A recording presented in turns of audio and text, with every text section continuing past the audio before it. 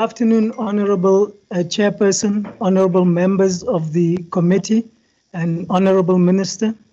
I'm just putting up the presentation.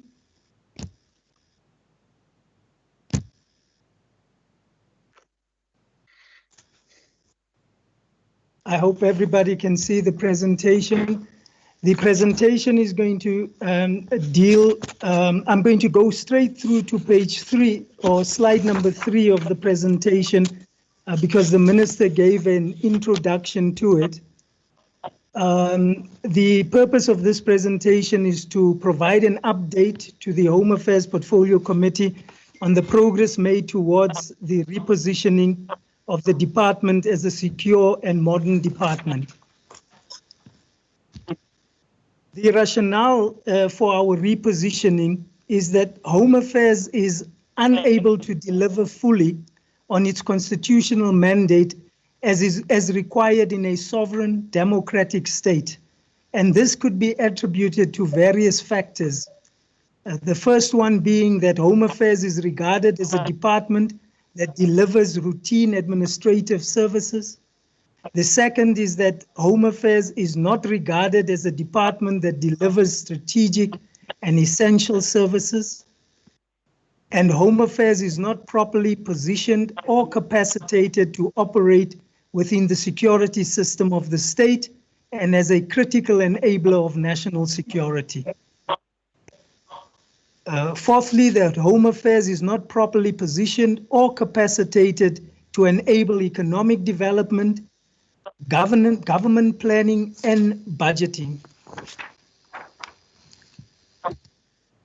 The slide number 5. The other factor is that we have an incomplete modernization of Home Affairs. Whilst the application process for other services like IDs and passports have been modernized in the department, application for most other services remain manual, thus contributing to long queues in our offices and delays in finalizing applications from abroad. The sixth factor is we have an outdated operating and organizational model. 60% of Home Affairs staff don't have post-matric qualifications, and the majority is at a level 6. With the exception of ports of entry, Home Affairs offices do not operate on weekends. Home Affairs does not have an anchor legislation that provides for a coherent legal framework for its mandate, competence, and appropriate institutional instruments for a department that is a critical element of the national security system. Most of the department's legislation are not supported by policy.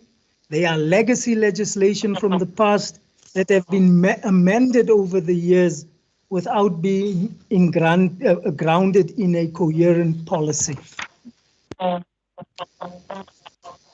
In order for the Department of Home Affairs, this is slide number 6. In order for the Department of Home Affairs to fully deliver its constitutional mandate, it must be repositioned as a secure and modern department that is staffed by professionals. Key elements of this repositioning include, amongst others, the following. The first one being a white paper in Home Affairs. It's the development of a coherent policy framework based on Home Affairs having the sole mandate for the management of citizenship and civic status, international migration, refugee protection, and the responsibility for the population register. The second issue is the DHA framing and enabling legislation. The Home Affairs will the Home Affairs Act will inter alia define Home Affairs mandatory obligations and frame the mandate and principles by which its subsidiary legislation must be drafted. The Act is a necessary legal instrument that will enable the department to be repositioned as a secure, modern department that is located within the security system. The Act will also deal with a differentiated COE model for those who will be employed to perform public administration and security functions. The third key element is the establishment of the National Identity System. The NIS is an instrument that the Home Affairs will use to keep and process legally specified records and data on every citizen and every person in South Africa. It will be central in a digital society and globalized economy, and will be the backbone of e-government and e-commerce. The fourth element is a new operating and organizational model and future fit employees. The Home Affairs will not be able to reposition as a secure and modern department with the current competencies of its employees, operating and organizational model. The establishment of a Home Affairs College will enable Home Affairs to retrain and reskill its employees. This will improve efficiency and reduce high litigation against the department. Chairperson, the next slide, number 7, just gives an overview of where we are in the process of repositioning the department. In March 2017, Cabinet approved the business case for repositioning Home Affairs as a modern, secure department located within the security system of the state. Cabinet also announced that Home Affairs would be fully integrated into the JCPS cluster. The business case stated that the first implementation step would be the drafting of a white paper on Home Affairs, and in May 2017, a discussion paper on the repositioning of Home Affairs was gazetted for public comments. And after largely positive feedback, a white paper was drafted. In December 2018, Cabinet approved the publication of the white paper for public comments. The white paper was gazetted for public comments on 18 January 2019. Public comments were taken into consideration during the revision of the white paper, and they are reflected in our SAIS report. On the 28th of May 2019, the white paper was presented to the NEDLAC Development Chamber meeting. The NEDLAC consultation process was concluded on the 14th of August 2019, and the white paper was supported. The white paper was presented and supported by the JCPS and the JSCID clusters for submission to Cabinet in September 2019, and in December 2019, the white paper was approved by Cabinet as a policy framework for repositioning the department as a modern and secure department that is located within the security system of the state. Chairperson, on slide 8, that follows is, in terms of our new policy framework, the new vision for the Department of Home Affairs is a South Africa where identity, status, and citizenship are key enablers of citizenship, of citizen empowerment and inclusivity, economic development, and national security. Our mission,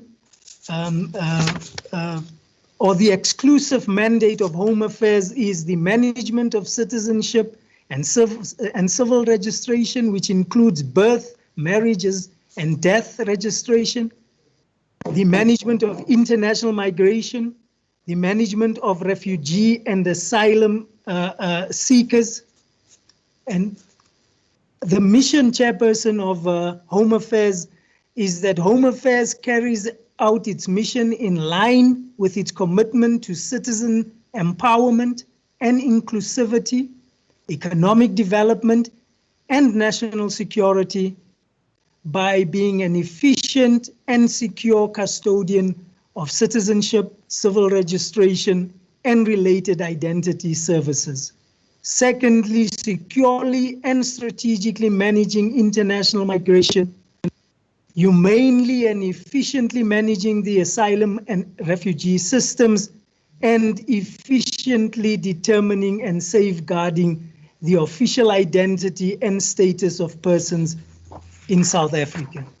Chairperson, the next slide, on slide 9, just talks to an integrated, what the new Home Affairs seeks to do and our modernization program seeks to do. It seeks to create an integrated digital platform to manage identity and immigration. On the left of this slide, Chairperson, we have our immigration management system, which consists of our biometric movement control system, through which we clear people coming into South Africa offshore, meaning in foreign missions, and at our ports of entry in the border environment, as well as inside the country with regard to law enforcement and refugee protection. With regard to on the left, Chairperson, is our identity management system, which on which we register births, deaths, and marriages, and the product of smart cards, birth certificates, and so on are issued. Chairperson, the modernization program seeks to integrate these two systems into what is called our national identification system. The next slide, Chair, is just a graphic of the future model of the Department of Home Affairs that we intend to move to, because the current model is failing us. And this model, Chairperson, talks to different service offerings, like the traditional office that we have where people go into the office to do applications. We are looking at mobile units from which to serve clients, online services, for example, like our newly developed e-visa system, as well as third-party providers, Chairperson, where, like the banks and other services, where people would be able to go and access Home Affairs services other than your traditional Home Affairs office. And all of this, Chairperson, will be done on our NIS, our new National Identity System, which will ensure data quality, data integration, and on which our risk engines will run. Our next slide, Chair, just demonstrates, Chairperson, the centrality of Home Affairs as a critical enabler for e-government and e-commerce. And I just want to link on to what our minister had said earlier, that every transaction done in South Africa is based on identity. And the Department of Home Affairs is the doyen of identity. And as the doyen of identity, we believe that our new smart card, ID smart card, would be able to enable people to access healthcare, access loans and financing, licenses and permits, access social grants, be able to vote, as well as access to education. Chairperson, slide number 12. With DHA being part of the security cluster, there is a need to enhance its capability to mitigate risks, deal with threats, and respond to national security initiatives. Most critical is the protection of its citizen and non-citizen movement data, as well as identity and status data. It is envisaged that certain functions of Home Affairs will be declared as essential services in compliance with the Labor Relations Act. Officials who perform security-related and core functions of the department will be appointed according to the provisions of the new Home Affairs Act. The provisions of the Labor Relations Act and Public Service Act will still apply. The recruitment and training of staff that is security aware is critical to establishing the kind of secure environment needed. Thus, security clearance and lifestyle audits will be mandatory for all Home Affairs officials. The inspectorate function within Home Affairs plays a critical role in the national security system of the state. Inspectorate officials have been granted the status of peace officers under the Criminal Procedures Act and can, amongst others, other powers investigate and make arrests. On slide 13, Chairperson, we deal with the establishment of the Learning Academy as a college. The current Home Affairs model is based on staff with low qualifications undertaking routine low-level work. The new Home Affairs model requires officials who understand policy, law, systems, and processes and can investigate and solve problems while securing systems under constant threat from criminal syndicates. The Home Affairs currently has a learning academy which provides in-house training to employees, and in future, this academy will be upgraded to a college. All Home Affairs officials will be required to undertake basic training at the Home Affairs College before assuming their employment responsibilities. Common basic elements would be acquired through a mandatory course. Amongst others, this would cover policy, legislation, systems and structures of the department, security awareness, risks, and threat analysis. Residential courses will be necessary for officials to be inducted into a Home Affairs service culture, values, and practices, and officials will need to demonstrate that they have internalized a Home Affairs culture of service and understanding of the role of the department in state and society.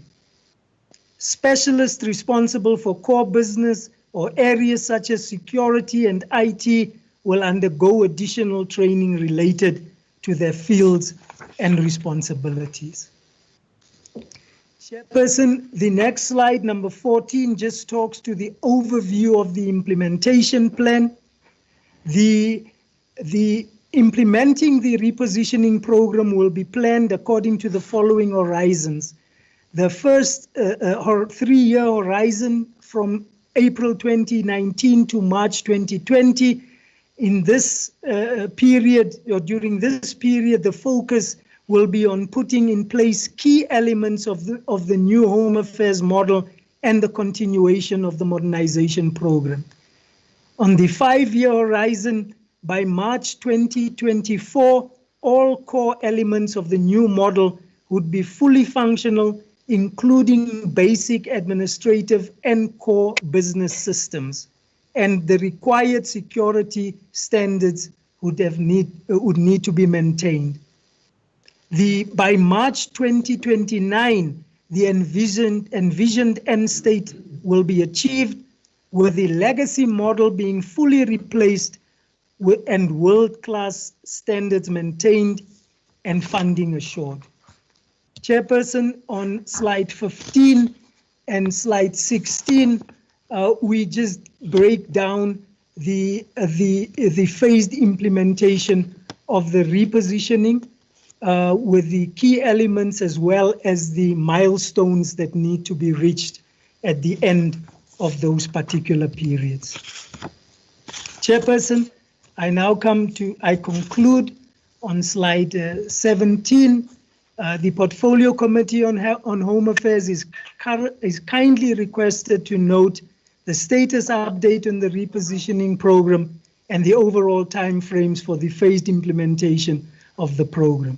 Chairperson, I hasten to say that we might have to come back to the portfolio committees with these timeframes, as it has been severely affected by the COVID-19 pandemic that we are currently experiencing. Thank you very much, Chairperson. Thank you very much, Minister.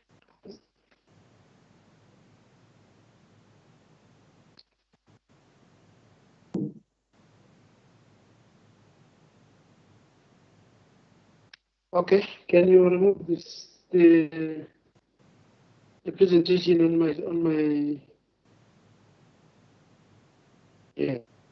Sorry, Chairperson, I hope it's done now. Yes, and Minister. Okay, thank you very much. Can you take members? I'm going to take the members to interview the presentation in the following order. Number 1, Honorable Roth. Number 2, Honorable Mwela. 3, Honorable Kanyile.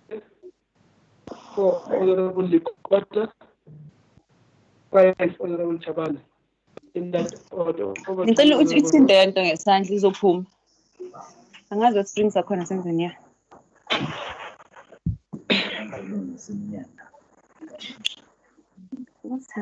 Honorable Roth. Honorable Kanyile, can you mute your mic? Honorable Kanyile, can you mute your mic? Honorable Okay. Roth, over to you. Thank you, Chair, and thank you to the DG for the presentation. So I think it's important, the fact that the DHA is not regarded as a department that delivers strategic and essential services. To me, that's a sign of a government that's out of touch with the man on the street. I mean, we've seen in the lockdown, people unable to get access to social grants because they can't apply for an ID now.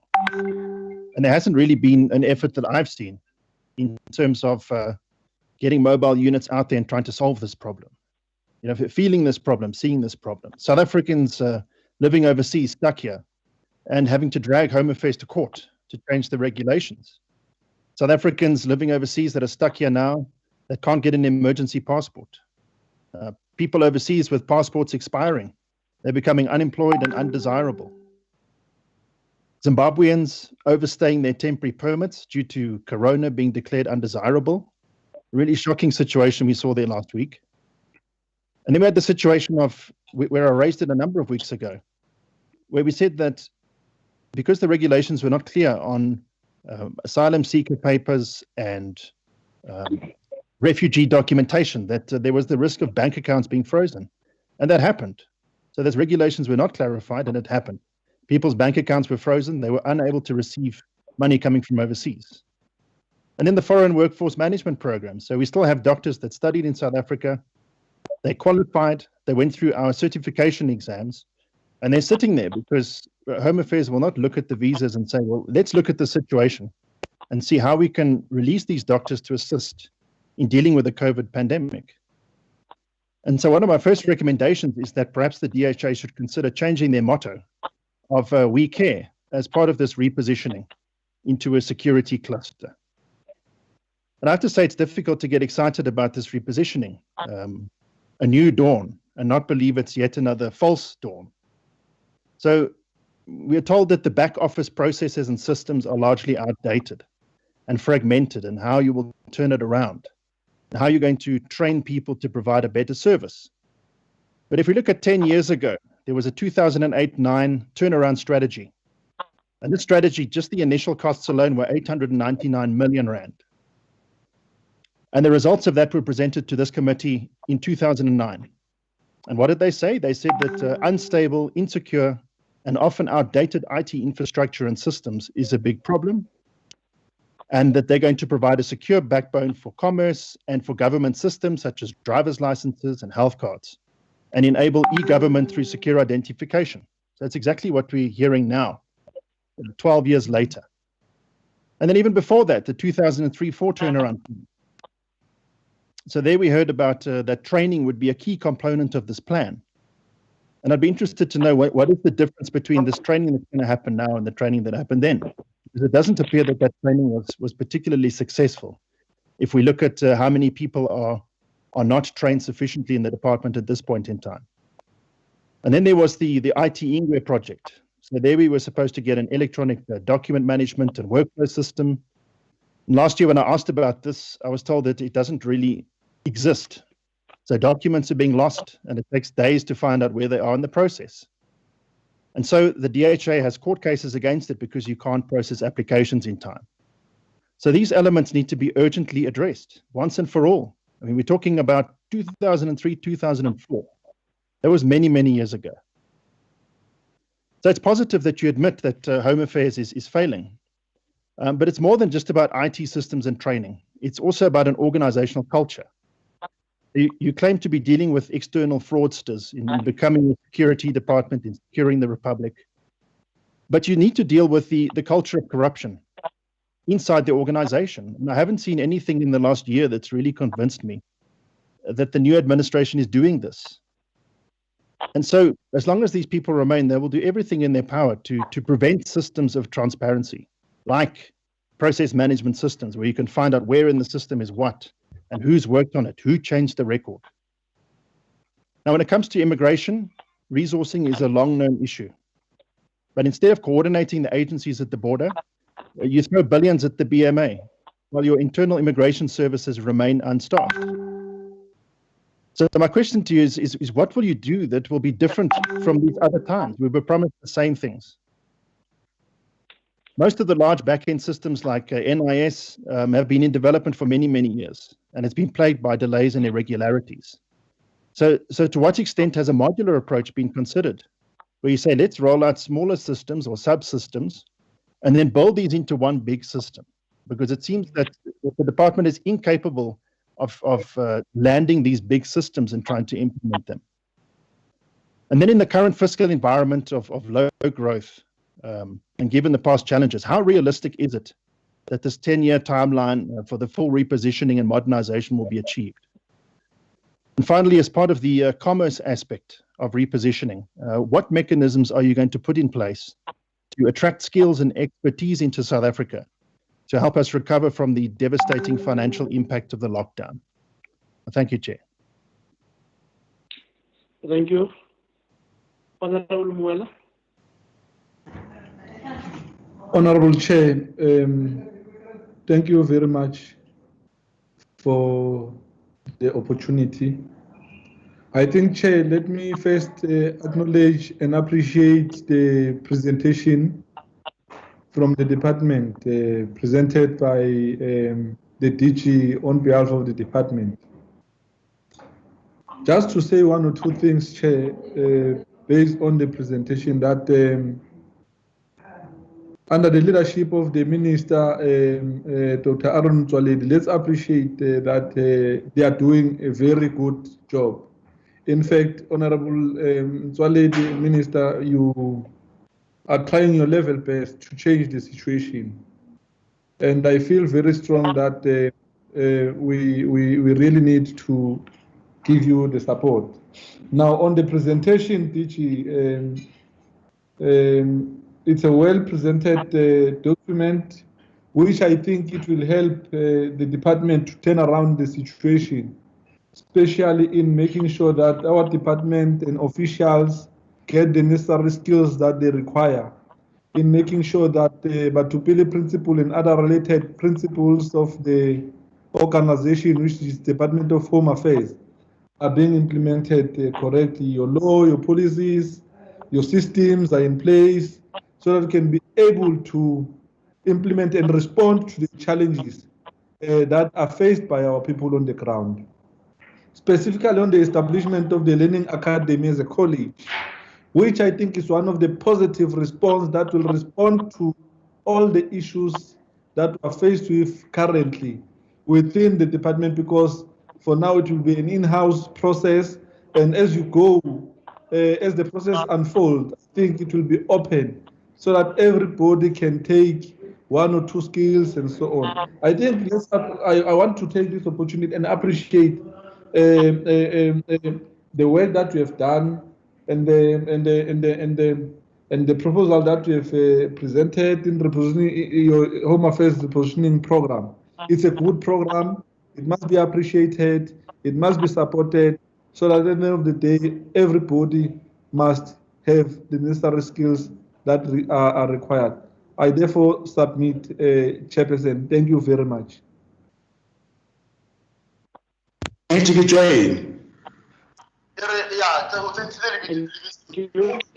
Yeah, sure. Get in. Honorable Kanye. Thank you, Honorable Chairperson, and greetings to you once again, to the colleagues and to the Honorable Minister. Yes, can you hear me now? Hello, Chairperson, can you hear me? Yes, Hello. I can hear you. Proceed. Eddie, can you tell can you mute everyone else? But yet, you're busy disrupting the meeting.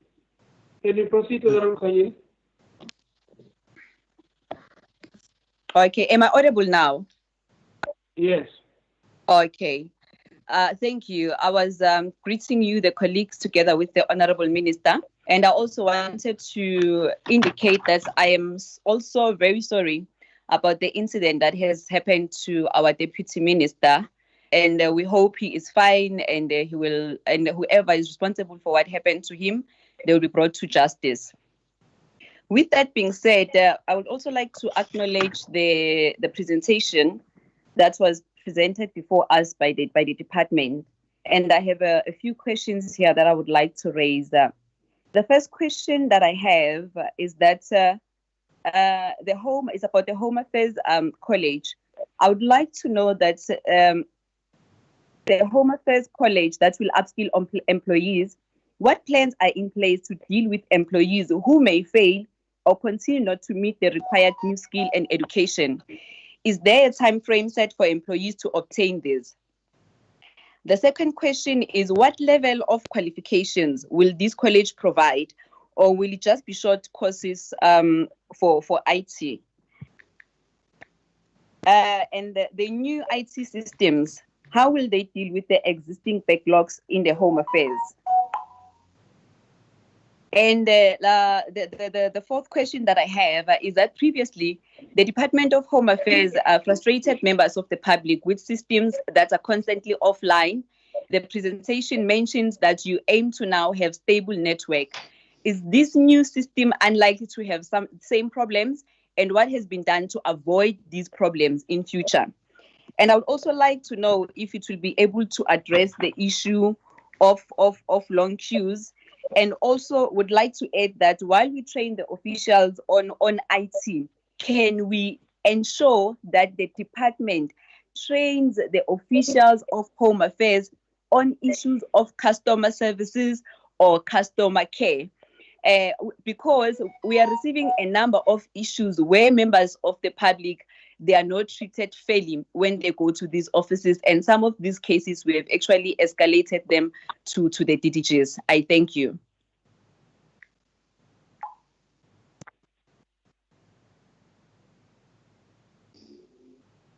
Thank you. Honorable Qualitative. Honorable Qualitative.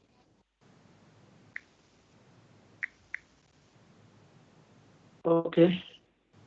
Honorable Chaban.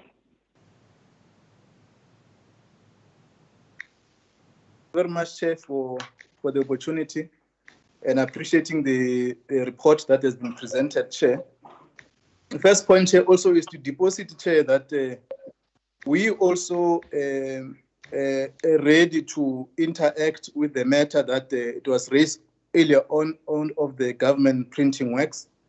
It must not appear that there are some members who are not keen to interface with that report.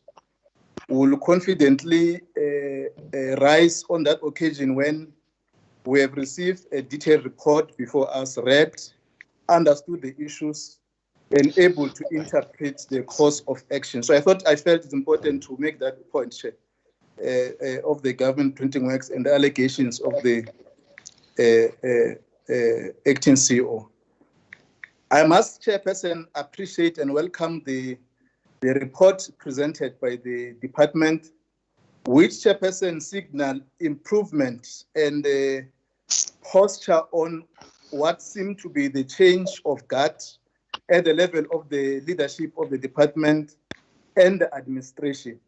And I think it's one area that, Chair, we must acknowledge for noting the legacy of certain areas which could not bring the Department of Home Affairs into space in line with the current epoch.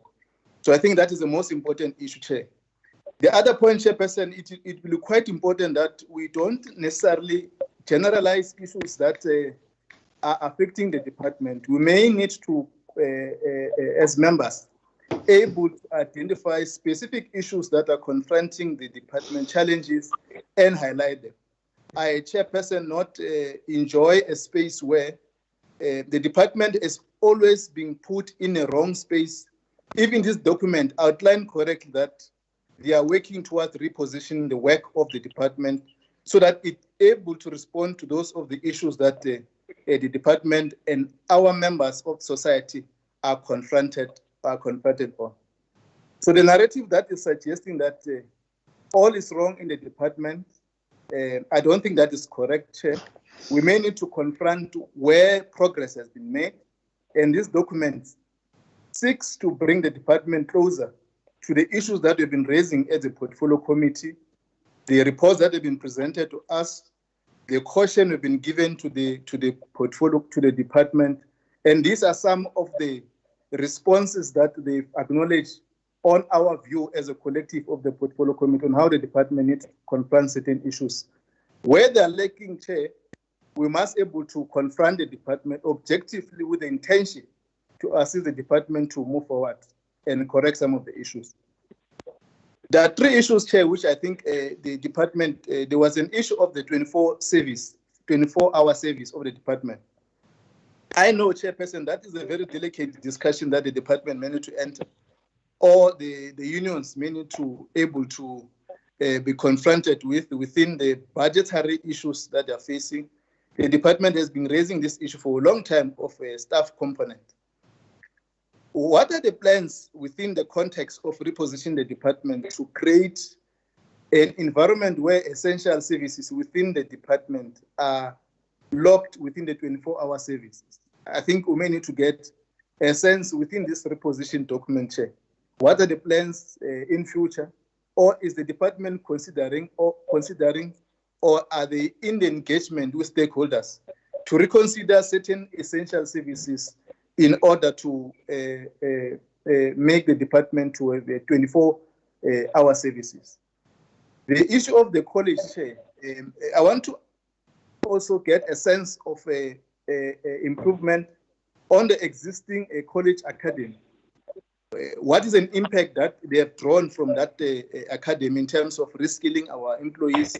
Because they are indicating that 60% of the employees are lacking adequate qualification in order to execute some of the specialties within the department that cause the department to have some of the backlogs in terms of the area. So what are the issues in line with that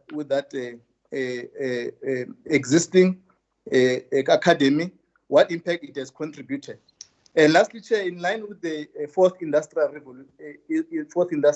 revolution, this training that they've identified, will it meet or in line with the epoch we're in now of the fourth industrial revolution? So those are the issues, Chairperson, that I wanted to pose. But we really appreciate the presentation, which will also include the work of the department. Thank you.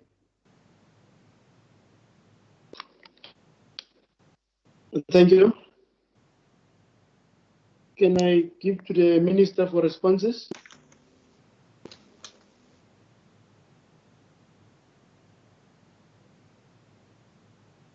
Thank you, Chair. Chairperson, I thought Ordinary Lukota was on the line, and I can see, he's moving his lips. It looks like he wants to speak, but you can't hear him. I'm not sure whether he has been forgotten. I'm just saying, Chairperson, because I can see him on this. Proceed. I can't interact with him from where I am. Just proceed before it gives you the same problem yourself. Yeah. Okay. Thank you. Thank you very much, Chairperson. I will allow the technical questions to be answered by the managers, especially the acting DG. Chairperson, it's very difficult to respond to Honorable Rios. You know, he is sounding more like a jilted lover than an honorable member of parliament who wants to engage in building a country. And he is telling us that he is not excited about the changes that Home Affairs want to bring, but he's excited about his assertion that the changes show that we are accepting failure. We are not accepting failure by bringing changes. We are moving with the times. The Home Affairs Department depends more on technology, and technology is evolving and changing all the time. And Honorable Rios cannot pretend that there are tangible changes that move with the times in the Department of Home Affairs. To start with, the IDs that were being produced are completely different from what was there before 1994. Secondly, the green barcoded ID has been changed since 2013. People are getting a smart card, which is more sophisticated and more secure. That is a great change, which was brought by the department after seeing that staying with the green ID is sort of getting in the past.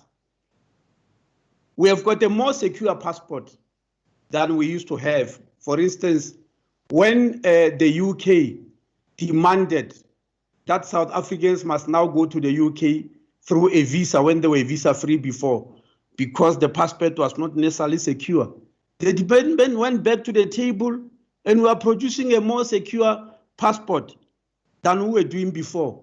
We just brought the issue of an e-visa to solve some of the problems which people overseas are experiencing. The very same thing is complaining about or lamenting about. Is aware that we brought an e-visa to try and do that.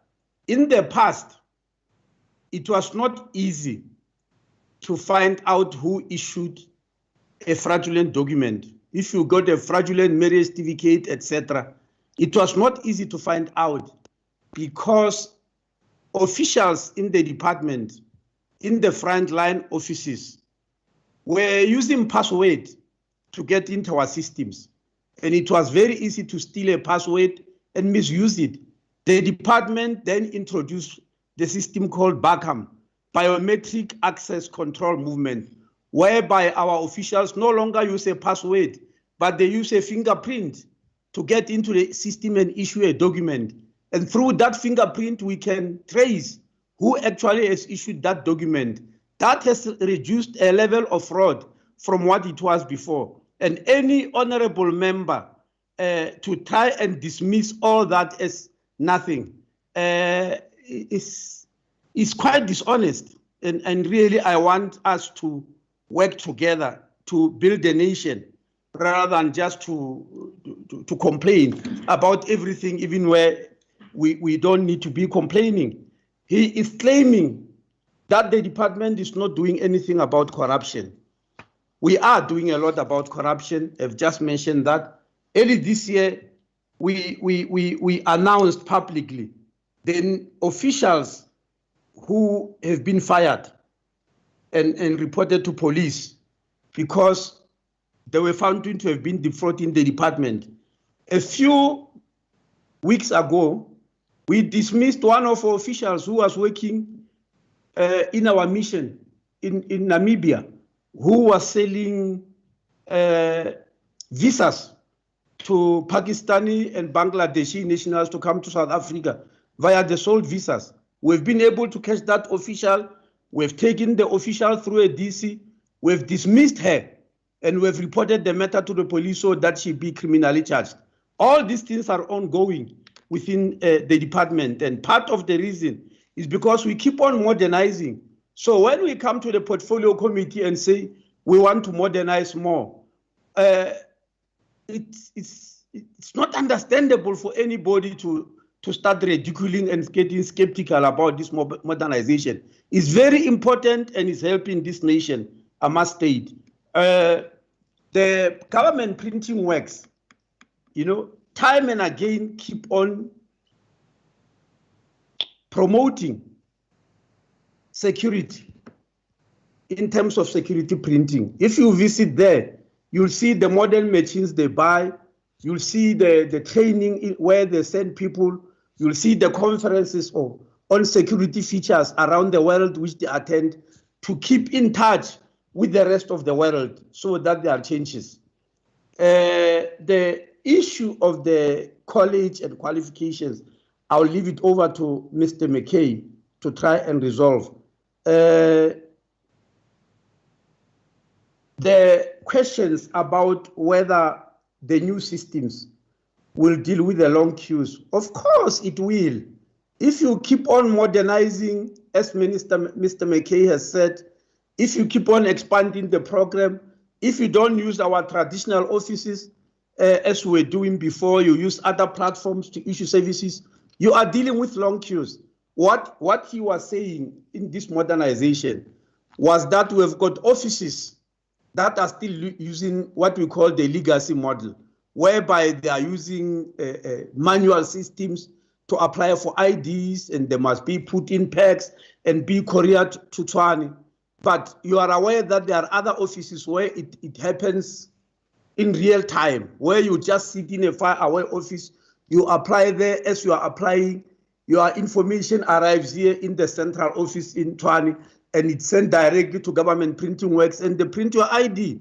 That's why we are able to issue our ID in 5 to 13 days. That's our standard. The same with our passport. Have you forgotten that some years back it used to take 6 months to get an ID or a passport? Now it's a matter of days. That is because of development, and that is because you reposition yourself all the time. So please give us this opportunity to reposition so that the country can improve. Thank you very much.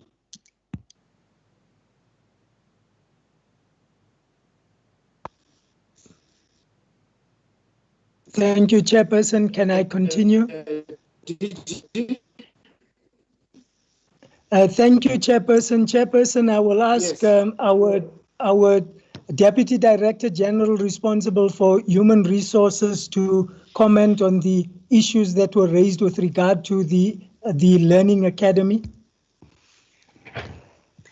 Good day, Chairperson. Good day, honorable members. Good day, Minister. There are several questions that the honorable members have asked regarding the college. May you introduce yourself? Introductions first. Yes, thank you, Minister. In terms of introductions, my name is Nkidi Mohoboko. I am the Deputy Director General responsible for Human Resource Management and Development, and the issue of human resource development falls within my portfolio. The Learning Academy is one of my responsibilities. We are in a bid to move the Learning Academy from its current status to a college, and in doing so, we have already started writing a business case that talks about the intended plan and the timeframes, and the intention is to do exactly what the honorable members have talked about, to make sure that we professionalize the staff members internally that are in the department, as well as the stakeholders that are always assisting us with the mandate of the department, such as marriage officers and funeral undertakers out there. But coming directly to the questions that were asked, the first one was dealing with how will the college make sure that the courses that we are providing are impactful and are qualitative. So the first point to note is that the college will be registered and accredited with the relevant SETA, and also we are in constant partnership with the QCTO to make sure that our courses are subjected to quality investigation and assessment, to make sure that they provide or they deliver the learning objectives that they are supposed to, and that when we take our learners through assessment, we use both formative assessment and other qualitative assessment to make sure that after they've been trained, they also provide the portfolio of evidence to show that they have indeed gained the level of competence that is expected of them. All of this is done to make sure that there is impact in the training that we provide. It's not only about numbers, but it's about impact. In terms of how we measure this impact, Chairperson, we have developed tools and templates to make sure that we measure impact of the training programs, because at the inception of each course, there are learning objectives that are set. So after a passage of time, when the learners have already resumed their work, if they have gone back to work, what we will do in the college is to make sure that impact is assessed using the templates that are there, and to make sure also that we can close the skills gaps that had been identified at the beginning. So after 3 and 6 months respectively, the impact assessment questionnaires will be run out, and to make sure that the assessment is done and the measurement is analyzed, and the reports will be provided. There was a question also that says that how are we going to make sure that we don't only give IT training, but also we train our staff on customer orientation.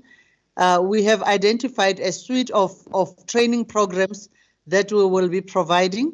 And some of the training programs that we have already started with, even in the current dispensation, even before we transition to the college, is that we are looking into customer orientation, client satisfactions. We conduct the training programs, and we assist managers at different levels. So when we train, our training programs go from basic to intermediary and to advanced training programs, to make sure that we pitch the level of training to all the required levels. One last thing that we do in the Learning Academy currently is to ensure continuous professional development of our trainers. And Chairperson, we have also partnered with institutions of higher learning as well as the National School of Government to make sure that we, when needed, we have associate lecturers that come to give qualitative training programs that we might not be having in the academy. So it's a hybrid of training programs that we provide. Some are internally focused, others are professionally based that are developed by institutions of higher learning. And so we partner with them. An example that we can give, for instance, is how we were dealing with the issue of operations management, Six Sigma, and many other such courses that enable our managers to be at the cutting edge of development. As I finish with the questions that deal with the Learning Academy and the transition to the college, there's one last question, Chairperson, that was asked regarding how are we going to move to the issue of essential services. And I partially say that the honorable member that asked almost answered the question to say yes, we are already in consultation. We have started the process of engaging with our stakeholders, that is the unions, and we are also going to see if there is a mechanism we can use to get the required levels of the services into essential services. And we are looking specifically in those services that are run 24 hours, and we have identified them, but I don't want to go ahead of myself in saying where the progress so far, because we have already started with the process. Thank you, Chair.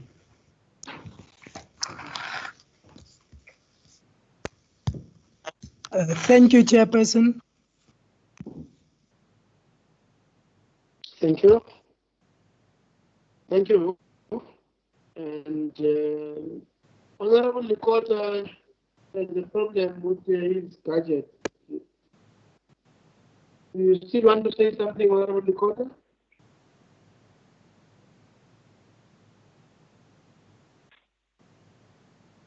Okay. No, it's fine. Minister, thank you very much about this repositioning of the department. I think this is we must say that this is a very progressive step that you have taken in terms of repositioning. We've always been asking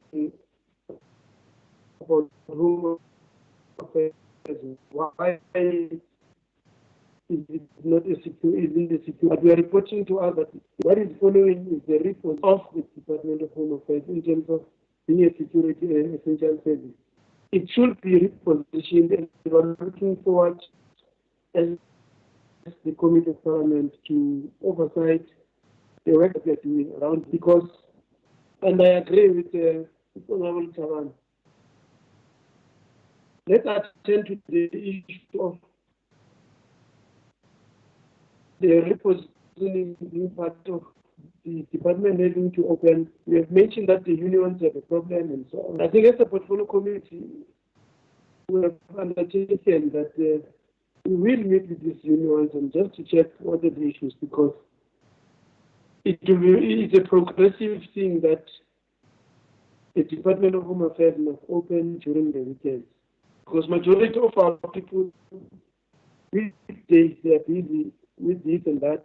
So if they can be able to get services during weekends and progressively in a 24-hour period, I think that will go a long way in terms of us having done what our people expect of us to do. I must say this, that myself and Honorable Ross visited your department recently around the issues of legal, and we're very happy with the presentation. Myself and Ross listened to the presentation, and we think that was one of the most progressive presentations. The Auditor General and the judges in the Western Cape High Court would be presented with a report of this. And if that report is anything to go by, the department is going to go a long way in terms of doing what is expected and changing the perception that the other members put into the department. And this repositioning is highly welcome by the portfolio committee. We will oversight around the. We hope and wish you all the best around the issue of repositioning.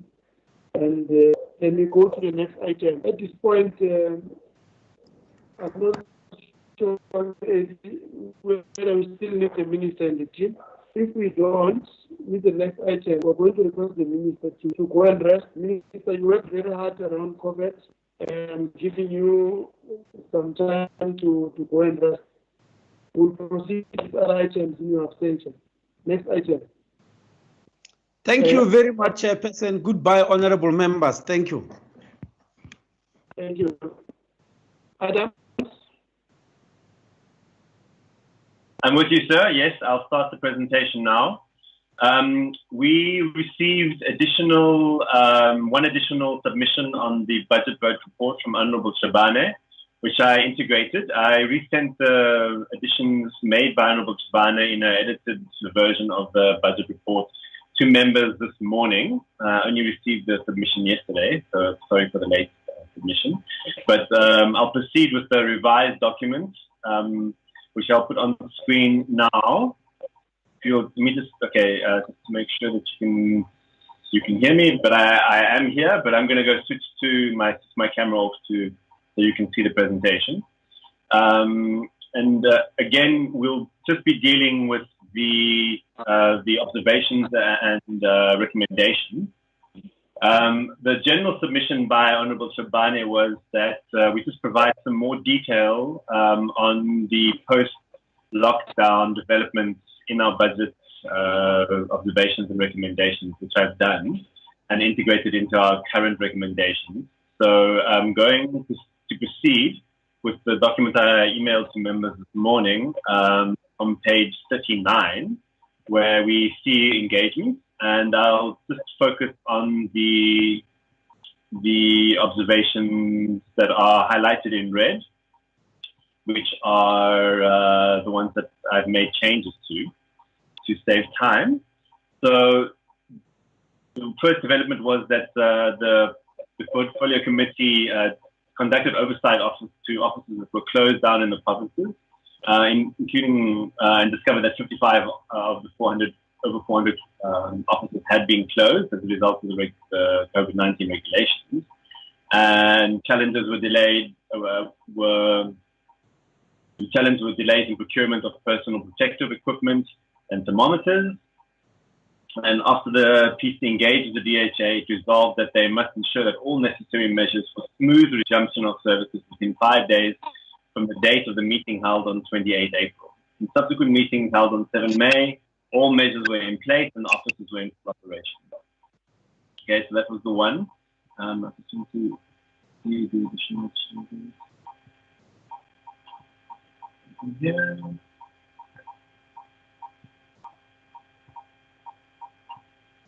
Then on the second bullet, we can see there that the issue with the procurement of thermometers, Honorable Giovanni, we just added additional information there that the DHA appealed the closure of the offices in Gauteng by the Department of Labour on the basis that partitions were not realistic, and the DHA office in Alberton specifically was cited as having a lack of precautionary measures. However, after bilaterals with the Labour Chief Inspector, it was reconsidered to reopen all offices. So that's further detail on that point, on that observation. Then we just move further down where I deleted something about the Lindela Repatriation Centre to include it as part of a broader statement on Lindela, which if we proceed to page 40 or 30, yeah, page 39 there. On the Lindela visits that the members did, indicating they conducted an oversight to the has an employment dispute with its workers. The portfolio committee asked the DHA to investigate this matter and report back on its interventions to the PC. Regarding the issue of conditions at Lindela, there are officers of the South African Human Rights Commission and other organizations on site monitoring this. Then the next bullet point there was the issue of between the migrants that were camped outside and inside the church, and we just indicated there what the High Court case was. In the case initiated by the city, the issue of Cape Town is the city not enforcing its own bylaws as per the judgment delivered on 17 March 2020 by acting judge of the High Court, TM Tulare. So just adding the details of that court case there. Then an additional bullet there where that point where it says the committee noted that although there had been a reduction, there was a continued high record of contingent liabilities related to pending litigation. So I just added something on the committee's recent visit to the legal section, indicating the committee followed the recommendation of the Western Cape High Court judgment in the matter between the city of Cape Town versus Balus to conduct an oversight to the legal service section and how it would deal with the large growing backlog of cases against the DHA. So again, this is just an observation. And then the Border Management Authority has been passed by both houses of Parliament, and it's therefore before the President for assent. Once the President assents, the DHA will begin to implement its functions as per plan. So just an observation there to relate to the recommendation we put later. Then on the IEC, the Honourable Giovanni just asked us to provide details of the Constitutional Court extension. I'm still looking for the most recent case of that, since the last case I have only gave the extension until the end of last year. So I'm still looking for those details, but I'll add them in the final report once we adopt with amendments. And also just to indicate that the addresses at the voting stations would be allowed in the upcoming local government elections for those who do not have addresses, as long as they are South Africans. Then the next bullet point, which is 1, 2, 3, 4, for electoral training in terms of COVID-19, the IEC indicated it would engage with political parties since educational campaigns conducted through the likes of door-to-door campaigning would be impacted. So he just wanted a clearer statement there on what we meant on that bullet point. So I just made it clearer. Then recruitment of staff was reported as not perfect in terms of creating employment. Again, just further details to make that statement clearer, because there is a need to mix experienced staff and new ones. The IEC is working with political parties to agree on the recruitment criteria to inform how it is done for about 200,000 temporary staff. Then we'll move 3 bullets down. The potential for voters to register at DHA offices has been considered and will be reported to the committee at another meeting, since time is needed to cover the complicated issues. So that's, again, it's an observation, and it's just for further clarity on the same meaning. Then on the GPW, the second bullet point we removed and added something more specifically about the CEO, indicating that the allegations against the acting CEO were being investigated and would be reported to the committee once finalized. The DHA has requested the Public Service Commission and other law enforcement agencies to investigate this matter.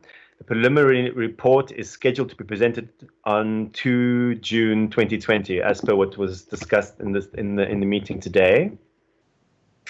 Then entities such as the GPW will project a loss as a result of the impact of COVID-19 because it relies on printing for the Department of Home Affairs.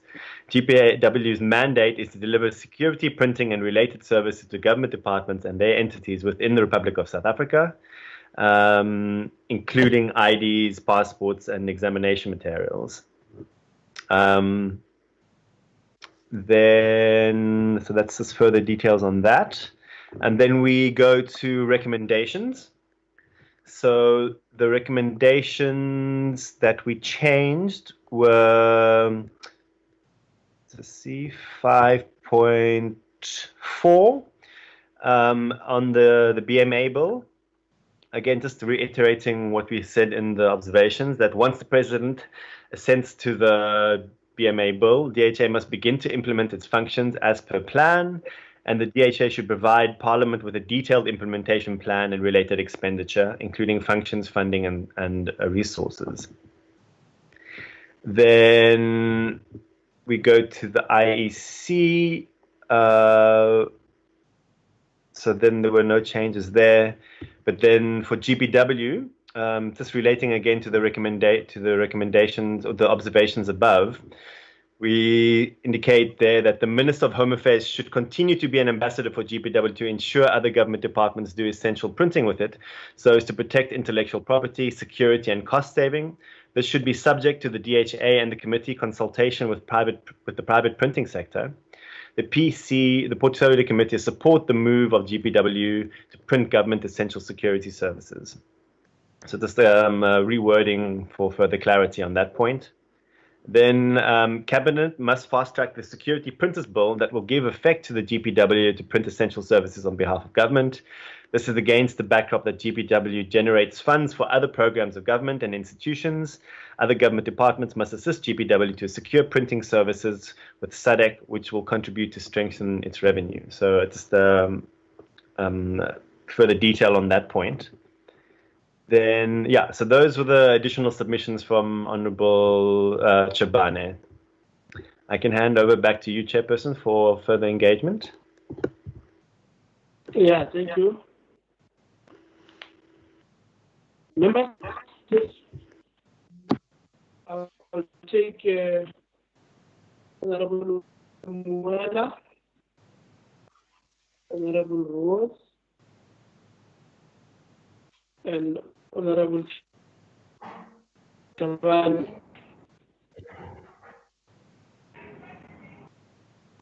No. Thank you, Honorable Chair. Can I proceed?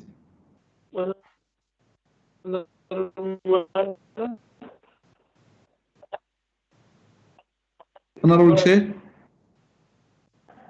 Proceed. I can hear you very well. Proceed. Okay. Thank you, Honorable Chair. No, I think, Honorable Chair, let me appreciate the summary presented to us. I want to propose that we welcome the the report, since we have discussed it previously in our last meeting, it's a comprehensive report that must be welcomed and adopted, Chairperson. Thank you. Thank you. We'll move for adoption. Honorable Ross. Thank you, Chair. Yeah, thank you for the changes. I think, you know, our objection just remains in terms of the GPW just being given carte blanche to do all the printing of government or all the secure printing of government. I think our secure, it's actually secure, not essential. Okay. They are asking to do the security printing, all the security printing for government. Yes. So we haven't, like I said, we haven't seen the STIAS report on that in terms of the economic impact. So our recommendation of last year, we said that, you know, in principle, they can look at that, but the impact on local businesses needs to be considered.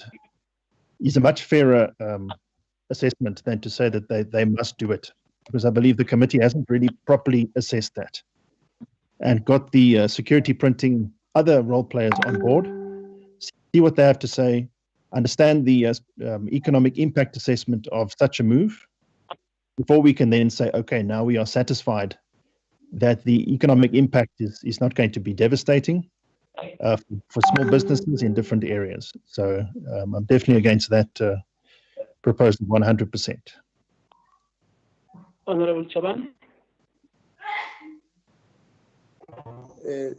Chairperson, firstly, Chair, that I think we must request again, Chair, that the report that is being drafted to come to the portfolio committee for us to consider for adoption should at least speak to the issues we've run through in the committees. What I'm trying to say that it should talk to another person who may want to draw that report and read it without being a member of the portfolio committee or just a member of society. So I think we must, Chairperson, request from yourself and your team that let's improve how we deal with the report itself, because it's difficult sometimes to get into the sense of what is the intention of this sentence, of this paragraph, that is not in line with how we think things must proceed. We'll request that, Chair, again, because we did the same when adopting the report last year. I can recall that we all agreed on that principle. That report must go back, must be refined, and so forth and so on. And we spend time to redo the work in terms of the report. That's my plea, Chair, that I think the standard of the report, we may need to get it thorough. The second part, Chair, is that it would be important to, when we go to these areas as a portfolio committee of oversight on the issues that must come in the report, there must be a thorough research that has been done. An articulation of points that must be done, Chair, because it becomes difficult again to go back and source information and come and input on the report that we think it has been. If this report was adopted last week, Chairperson, it could have went as it is. And I don't think that's the spirit in which we need we're raising it constructively, Chair, because it also impacts on us who must do our work as members to research. But those that have been given responsibility to assist us, they must go extra mile to do their work. We have not reached that point, Chair, of fighting and rejecting some of the things that are not how they were being reflected in our discussion. The issue of the government printing works, Chair, I think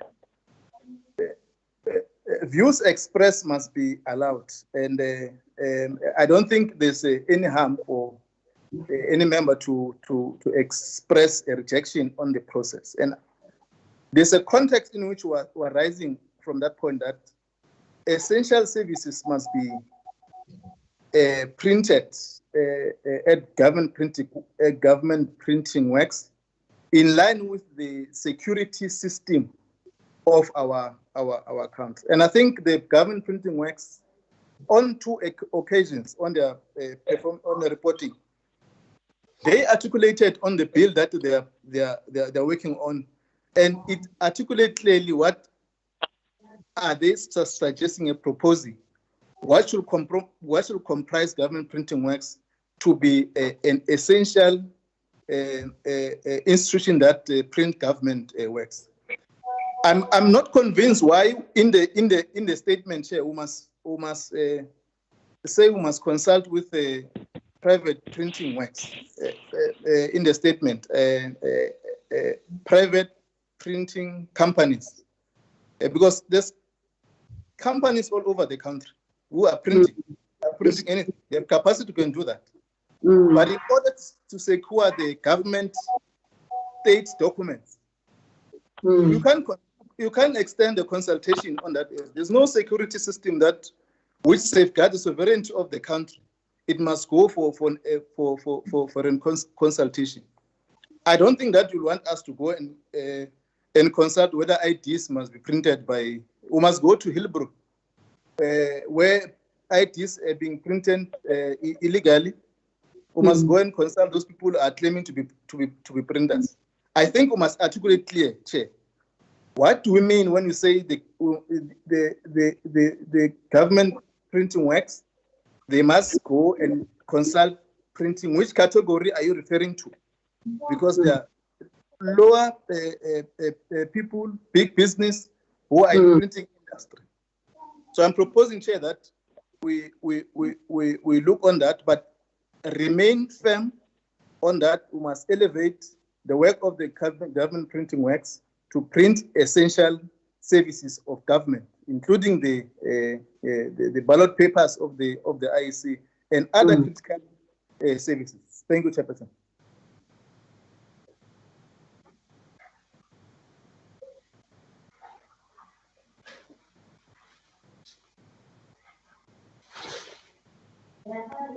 Chairperson, are you with us?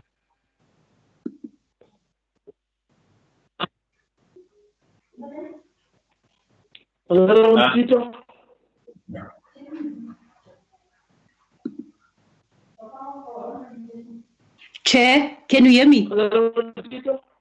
Yes, Chair, can you hear me?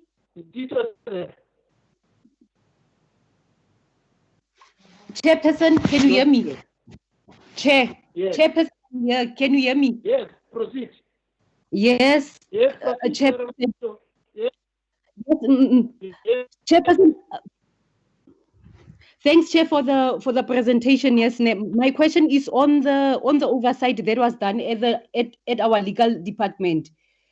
Do we have any report on that one? And also on the report, are we adapting the budget report today, or is it still going? Or are we still going to put on comments and everything? But if we are adapting today, can you please note the objection of the EFF? Thank you, Chair. Honorable Chair. Honorable Chair. Yes, Honorable Mara. No, just a correction to Honorable Tito. It's not adapting, but adopting in future. Okay, Chair, no problem. Thank you, Honorable Moela. Okay, with regard to the report, I think we're not going to, you see, members, you must understand what is the role of ourselves. Part of our role is to promote the entities that report within this. It will be a taboo when the members of this committee will want to be concerned issues of private business, what they are doing, and so on and so forth. Something else. For oversighting this entity, our interested members must be the success of this entity, nothing else but how do we develop this entity better. So I think we can't speak on behalf of private companies. We should desist from speaking on behalf of private companies. What we must say is that we are saying here that government printing works must be seen to printing the secure essential documents of the state. That is the recommendation of this committee. As to the modalities, how they go and do about that, is the issue that is administrative. They'll have to look into that. But that will done in consultation also with Treasury and so on and so forth. But from the point of departure of the committee that was seeing government printing work doing very well, it is more often than not brought money to the government coffers. It is not running using the money of the government in its totality. It is recommended that these people who are working this way, they can always say that. But not only that, another important matter is that secured documents cannot be given to private people who have the IP remains with those people. The intellectual property remains with them. That is why we have seen it here. There are people who are printing some of the essential documents. Where did they get the IP? It is because we don't have a secured government printing works doing this work. So one to zero in all the work that is secured and essential to them, so that there can be accountability, responsibility, and proficiency on whatever is being done. I think that is the recommendation on the offer of the committee. Honorable Luana, there's the move for adoption. I've not received a seconder for that, so that we can go to other processes of and others. Yes, I'm Chairperson. going to second what we have said. Sorry, Chair, I've raised my hand.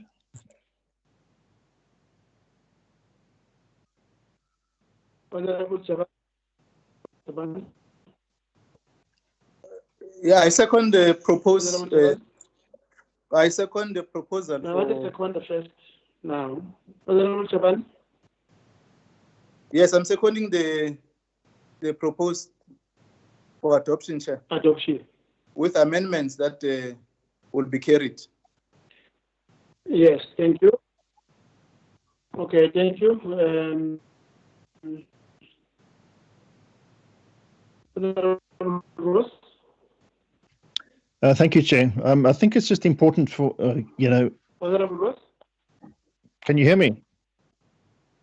I can hear you. We're now at a stage where you are no longer motivating, where we're going to present to adopt, and we want you to say what you do, because we want to do for record purposes now.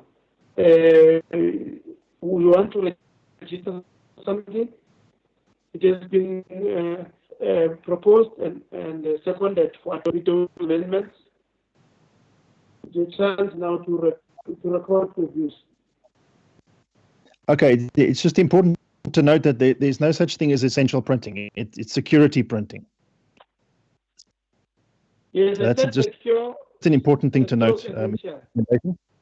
Nevertheless, yeah, right. You agree? Yeah, I think thanks for that amendment, Chair. Thank you. So the report is adopted with what Honorable Tito has raised. Eddie, what is next? I Chair. Now that the report has been adopted, and then we'll send it for publishing, for the publishing of the report in the ATC by next week. With the amendments. Yeah. With those amendments, huh? Yeah. Thank you. Yes, Chair. Yes, Chair. Just from my side, we'll do a final read through of the document to ensure legibility as per Honorable Chabane's request. Yeah. Then we'll send it out. And before we send it out, I must see it. Okay. Yes, sir. Thank you, honorable members. I think we've arrived at the end of the meeting. I would like to thank you first for your commitment to oversight the department. And I'm sure we're doing that without fear, favor, or prejudice. And I would like to thank you and thank the department. Our next meeting is on the 2nd.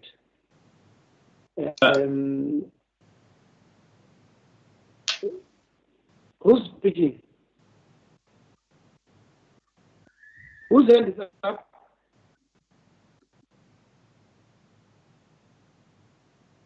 Okay.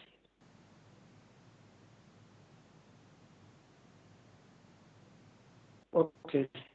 Yeah, I think we are going to meet on the 2nd. The report is adopted. Let's meet on the 2nd. This meeting send the agenda until further until the notice is given. Thank you very much, members. Thank you, Chair. Thank you. Thank you, Ross. I got your message, Honorable Ross. Thank you very much. Yeah. My brother. Thank you. All the best. Hello, Honorable Tito. Good. Honorable Tito. Yes. How are you, big sister?